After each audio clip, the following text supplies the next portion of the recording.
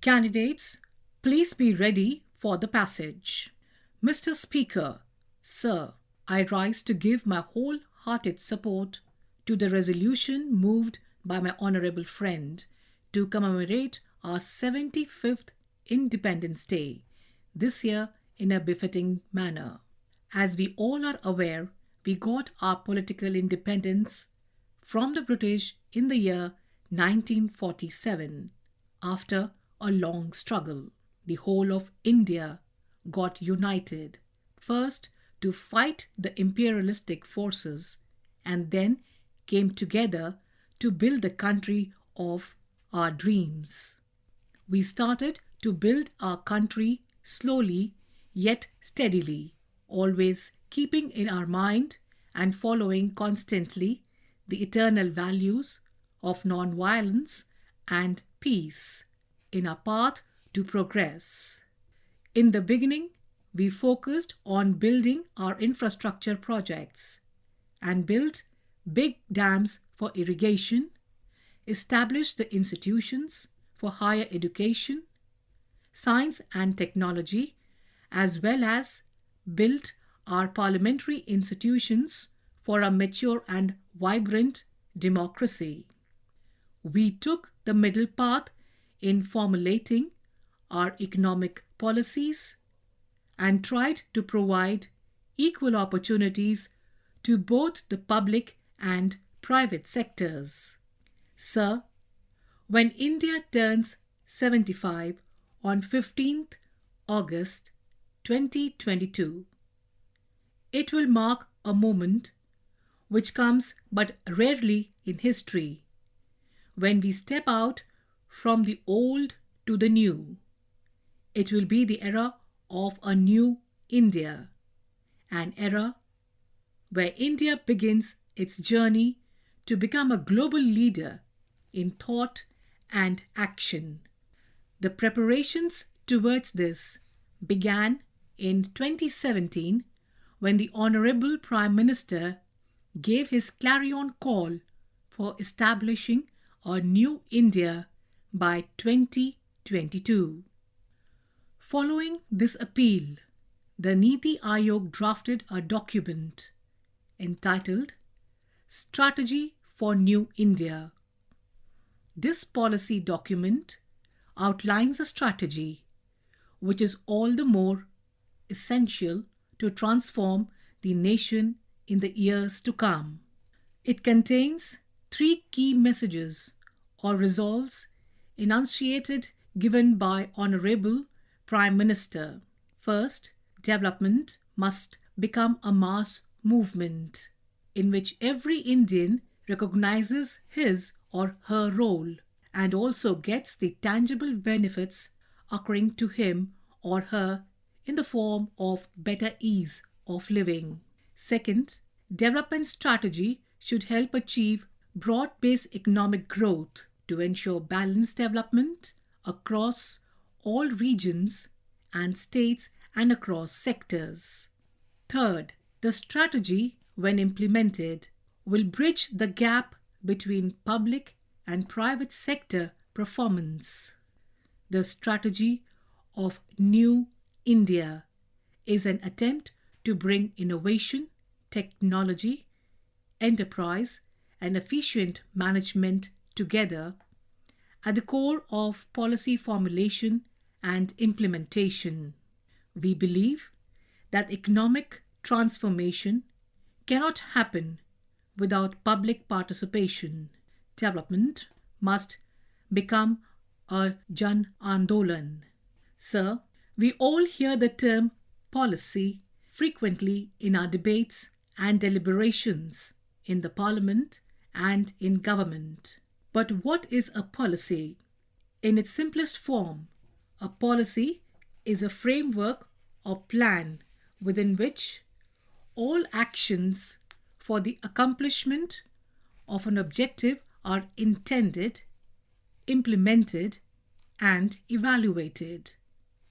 So, we can say a policy, which is well formulated, is a guiding light, a vision document. Public policy applies to the objectives that pertain to the welfare of the public. However, sir, I hope and trust that my honorable friends here will agree with me that the science of policy making is vast and varied. Given the brisk pace of development in the world, today the development in New India is expected to be achieved sooner than envisioned. Therefore, the policy formulation of New India must not fall behind. This cannot be achieved solely by conventional methods. It requires a paradigm shift in the thought process, methods, and tools of the policy makers. In agriculture, emphasis must shift to converting farmers to agri-entrepreneurs.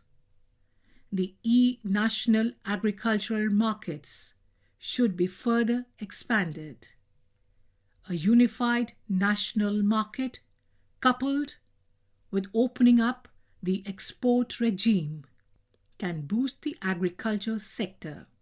Proper dissemination of the new techniques and more usage of reliable data on zero-budget natural farming should be undertaken in low-income rural areas so as to increase farmers' income and improve land quality. In 2014, when a new government took the reins of the country for the first time, a radical change was initiated in a sector that had never been paid the same attention before. The government began overhauling the health infrastructure through building new hospitals, medical colleges, and other medical facilities. It has rolled out various schemes to provide free health services to the poor in addition to boosting the health infrastructure sector in villages, towns, and large cities for balanced development. Traditionally, the reach of health infrastructure for the masses in the country has been abysmally low, which impedes in ensuring universal health services for all. The remote parts of the country are most affected as they lack competent health workers or infrastructure. With an aim to end this widespread anomaly, for the first time in the annual budget, health sector has been given the biggest share of fund allocation by hiking the provisions for this sector by 137%. The government, with the twin aims to combat the contagious disease in the initial stage and to provide facilities for timely and proper treatment, embarked on a mission to ramp up the health infrastructure. As a result, in the 2021-22 annual budget, special provisions have been made to enhance the budgetary provision for health infrastructure with a mission of health for all. The hike of 137% in the budget for the health sector highlights government's priorities. In view of the pandemic, special emphasis has been laid on promoting cleanliness to stop the outbreak of diseases.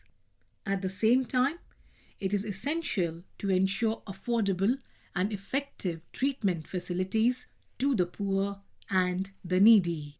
As I have mentioned earlier, government has also laid emphasis on improving health infrastructure and at the same time improving the quality of medical fraternity.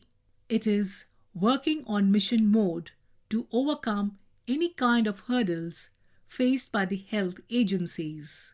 For this, it is consulting the experts, improving and empowering our research institutes and labs, advising the state governments and sharing the latest know-how with them.